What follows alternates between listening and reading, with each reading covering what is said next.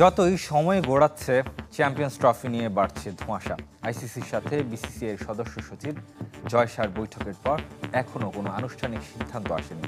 এমনকি পাকিস্তান গিয়ে ভারতের খেলতে অনীহার ব্যাখ্যা চেয়ে আইসিসির কাছে পিসিবির দেওয়া চিঠিরও কোনো জবাব পাওয়া যায়। সম্প্রচার প্রতিষ্ঠানের কাছ থেকেও চাপ বাড়ছে বিশ্ব ক্রিকেটের অভিভাবক সংস্থার। চ্যাম্পিয়ন্স ট্রফি ঘিরে অচলাবস্থা কাটছেই না। ত্রিমুখী সংকটে আইসিসি। একদিকে আসরে অংশ নিতে সরকারি সিদ্ধান্তে কোনোভাবেই পাকিস্তান যাবে না টিম ইন্ডিয়া, অন্যদিকে পাকিস্তান লিখিত জবাব চেয়েছে আইসিসির কাছে। এর সঙ্গে নতুন করে যুক্ত হয়েছে সম্প্রচার প্রতিষ্ঠানের চাপ। চ্যাম্পিয়ন্স ট্রফির 100 দিনেরও কম সময় থাকলেও এখনও চূড়ান্ত হয়নি সূচি, আর তাতেই আইসিসিকে বাঁকা চোখে দেখতে শুরু করেছে সম্প্রচার প্রতিষ্ঠান। পরিষ্কারভাবে জানতে চেয়েছে টুর্নামেন্টের সবচেয়ে হাই ভোল্টেজ ম্যাচ পাকিস্তান দ্বৈরথ কবে, কিভাবে হবে।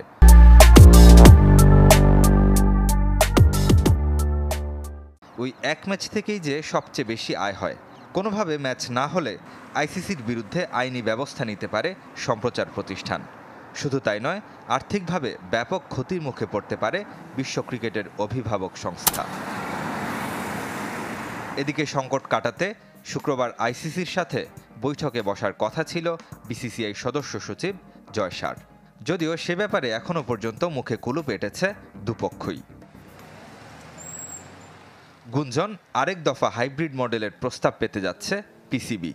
এখনও আনুষ্ঠানিকভাবে আইসিসি কিছু না জানালেও 2-4 দিনের মধ্যেই তাদের একটি প্রতিনিধি দল যাবে পাকিস্তানে। প্রাথমিকভাবে PCB chairman Mohsin Naqvi hybrid model নাকচ করে দিলেও এবার বেশ কিছু সুযোগ সুবিধা যুক্ত হবে আইসিসির প্রস্তাবে।